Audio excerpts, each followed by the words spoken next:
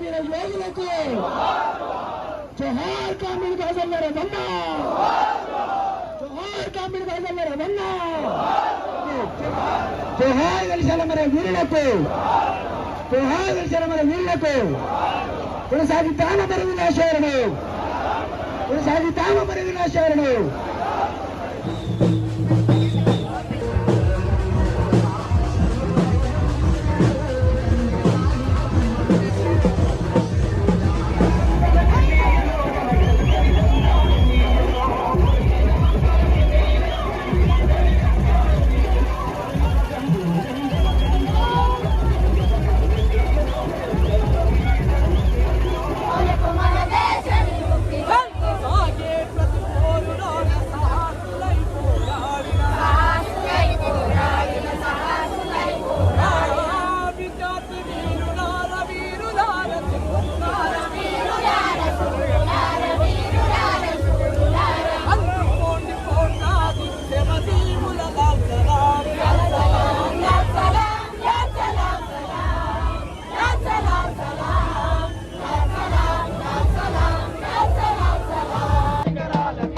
గణేష్ అంత్యక్రియలు మాత్రం కూడా ఒక చాలా వరకు అందరూ తరలి వచ్చడంతో ఇటు పాటలు కళాకారులు కూడా డప్పు చప్పులతోటి అలాగే ఎర్ర జెండా రేపరేపలతోటి కూడా ఇక్కడ వెళ్తున్నటువంటి ప్రజల్లో ఎవరి తోచినటువంటి వారి ఆలోచనలు కూడా ఇక్కడ ఇంప్లిమెంట్ చేస్తున్నటువంటి ప్రస్తుతానికైతే ఇక్కడ పాటలు కూడా అంటే ఉద్యమ పాటల స్ఫూర్తితోటే వెలిశాల గ్రామానికి ఒక క్రెడిబిలిటీ ఉంది. అట్లాంటి నేపథ్యంలో కూడా ఉద్యమ పాటలు కూడా మనం చూస్తున్నాము. దీంతో పాటు ఇక్కడ ముందుకు వెళ్తే మాత్రం ఒక్కొక్కసారి ఇక్కడ విమలక్కతో పాటు అనేక మంది కూడా ఇక్కడికి తరలి వచ్చారు.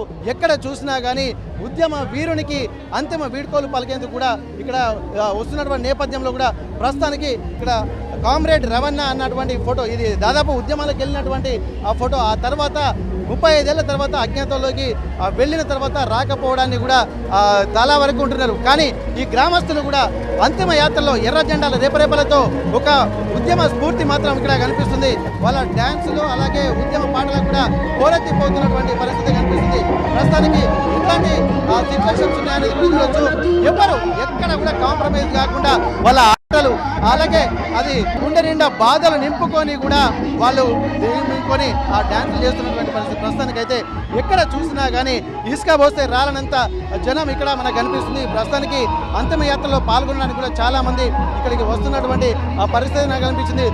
ఊరంతా, ఎందుకంటే వెలిశాల గ్రామానికి కూడా ఒక చరిత్ర ఉన్నటువంటి నేపథ్యంలో ప్రస్తుతానికి ఎక్కడ చూసినా కానీ ఒక ఉద్యమ బావుట ఎగరవేసినటువంటి వీరుడికి కన్నీటి వీడ్కోలు అందించడానికి కూడా ఇక్కడ వెళ్తున్నటువంటి పరిస్థితి ప్రస్తుతానికైతే ఒక్కొక్క నేపథ్యం అయితే కనిపిస్తుంది. ఒకసారి మనం ఇక్కడ చాలా వరకు ఇక్కడ మాట్లాడేటువంటి ప్రయత్నం అయితే చేద్దాము.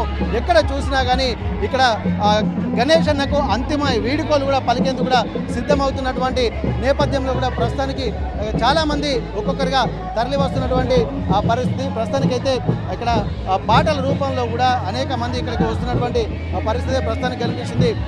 ఇక్కడ వాళ్ళ సోదరుడు గాజర్ల అశోక్ మనతో ఉన్నారు. ఇక్కడ చాలా వరకు ఈ ఇంత బాధను కూడా దిగమింగుకొని ఇక్కడ ఊరంతా ఇంత మంది జనం ఎక్కడికైనా వస్తున్నారంటే ఇక్కడ గమనించాల్సినటువంటి పరిస్థితి ప్రస్తుతానికైతే ఎట్లాంటి పరిస్థితులు ఉన్నాయి.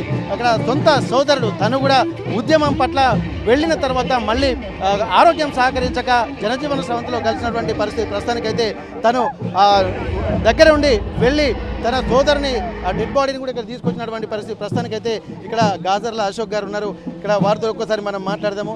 అన్న, ఇప్పుడు ఇంతటి ఉద్యమ వీరునికి వీడుకోలు పలకడానికి కూడా ఎక్కడ చూసినా ఇంతటి జనం వస్తున్నారు, ఒక్కొక్కరిగా అమరులవుతున్నటువంటి పరిస్థితి. మీరు ఇన్నిసార్లు అజ్ఞాతంలోకి వీడి బయటికి రమ్మని చెప్పి విజ్ఞప్తి చేసినా కానీ వెన్ను చూపేది లేదని చెప్పి ఒక సంకేతాలు చెప్పారు. ఎట్లుందన్న, నిజంగా అన్న మాటనే నిలబెట్టుకుని తను వచ్చింది అనుకోవచ్చా?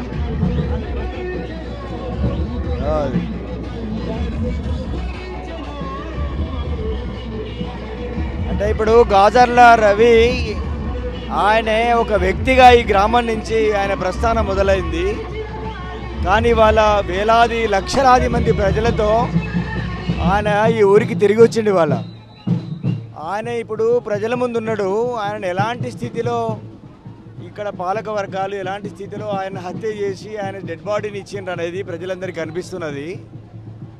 వాస్తవానికి ఆయన చేసిన నేరం ఏంటి? ఆయన తన కుటుంబాన్ని తన వ్యక్తిగత జీవితాన్ని త్యాగం చేసి సమాజ సేవ కోసం నిస్వార్థంగా అంకితమైన ఒక నిస్వార్థ త్యాగజీవి ఆయనను చంపడానికి లేదా చంపిన తర్వాత శవాన్ని ఇవ్వడానికి కూడా ప్రభుత్వాలు చాలా ఇబ్బందులకు గురి చేసిన పరిస్థితి ఉన్నది.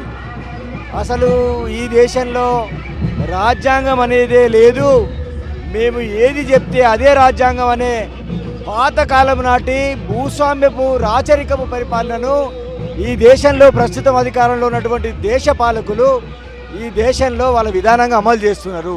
కాబట్టి వాళ్ళు డేట్లు నిర్ణయించి మేము మావోయిస్టులను చంపుతామని ప్రకటించడం కంటే డేట్లు నిర్ణయించి ఈ దేశంలో అసమానతల్ని మీరు రూపుమాపండి, డేట్లు నిర్ణయించి దేశంలో దోపిడీని రూపుమాపండి, డేట్లు నిర్ణయించి దేశంలో కుల వివక్షను రూపుమాపండి, డేట్లు నిర్ణయించి దేశంలో నిరుద్యోగ సమస్యను రూపుమాపండి, డేట్లు నిర్ణయించి దేశంలో పేదరికం లేకుండా చేయండి. ఇవి చేయడం చేతగాని పాలకులు వాటిని హక్కులుగా రాజ్యాంగపు హక్కులుగా అడుగుతున్న వాళ్ళని ప్రశ్నిస్తున్న వాళ్ళని ప్రశ్నను చంపుతామని వాళ్ళు అంటే ప్రశ్న ఇంకా అనేక రెట్ల శక్తితో ఈ దేశంలో మళ్ళీ పుడుతుంది అనడానికి ఇవాళ గాజర్ల రవి అంతిమ యాత్ర మరొక్కసారి ఈ సభ్య సమాజానికి అంతా తెలియజేస్తున్నది. ఎందుకంటే ఇక్కడికి వచ్చిన వాళ్ళు ఎవరు కూడా మా రక్త సంబంధికులు దీనిలో కేవలము ఒక 2 పైసల మందం కూడా లేరు. ఇక్కడ ఉన్న వాళ్ళందరూ కూడా ఆయన ఎవరో ఆ మధ్య ఒక రిపోర్టరు ఇంటర్వ్యూ చేస్తూ అడుగుతున్నారు, వర్గ సంబంధం గొప్పదా రక్త సంబంధం గొప్పదా అని. మరి వీళ్ళంతా ఎవరండి? రక్త సంబంధమే గొప్పదని కాసేపు అనుకుంటే మరి వీళ్ళు గాజర్ల రవికి ఏ రక్త సంబంధం వీళ్ళు? కాబట్టి ఈ సమాజంలో ఎవరైతే తమ జీవితాన్ని తమ కోసం కాకుండా ప్రజల కోసం జీవిస్తారో, తమ జీవితాన్ని తమ కోసం కాకుండా ప్రజల కోసం త్యాగం చేస్తారో వాళ్ళ వెనుక లక్షలాది కోట్లాది మంది నిలబడతారనడానికి ఇవాళ ఈ అంతిమయాత్ర ఒక నిదర్శనంగా కనబడుతున్నది. ఓకే, వస్తున్నప్పుడు కూడా పోలీసులు కూడా అందరినీ చెక్ చేసి పంపిస్తున్నటువంటి పరిస్థితి, అంతిమయాత్రలో కడదారి చూసుకొద్దామని చెప్పి కొంతమంది అక్కడ ఆపుతున్నటువంటి పరిస్థితి, దీన్ని ఎట్లా చూస్తున్నా? ఆపడానికి ఇక్కడ ఏం జరుగుతుందండి? ఇక్కడ ఏమైనా దోపిడీలు జరుగుతున్నాయా, దొమ్మిలు జరుగుతున్నాయా? ఇక్కడ ఏమైనా నిజంగానే ఏమైనా మతపరమైన కొట్లాటలు జరుగుతున్నాయా? లేదంటే ఈ ఊర్లో ఎవరైనా మరి పాలళ్ళు కొట్లాడుకుంటున్నారా? లేకపోతే ఎవరికి మధ్య కొట్లాటలు అవుతున్నాయి కాబట్టి ఇక్కడ హింస జరుగుతుందనో ఇక్కడ ఏం జరుగుతుందనో ప్రజలను ఆపుతారు. ప్రజలు ఇక్కడికి ఏమైనా నిజంగానే ఇక్కడ ఉన్నటువంటి ఎవరి ఇళ్ళని దోచుకోవడానికి అంత గుంపులు వస్తున్నాయా? మరి అలాంటప్పుడు ఎందుకు? కాబట్టి ఆపడం అనేది నాకు తెలిసి జరగదు. ఎందుకంటే మేము ఆల్రెడీ ప్రభుత్వంతో కానీ ఇక్కడ పోలీస్ అధికారులతో కానీ ఈ విషయాన్ని మేము చాలా స్పష్టంగా ఎన్కౌంటర్ జరిగిన రోజు నుంచి కూడా మేము కాంటాక్ట్లో ఉన్నాము.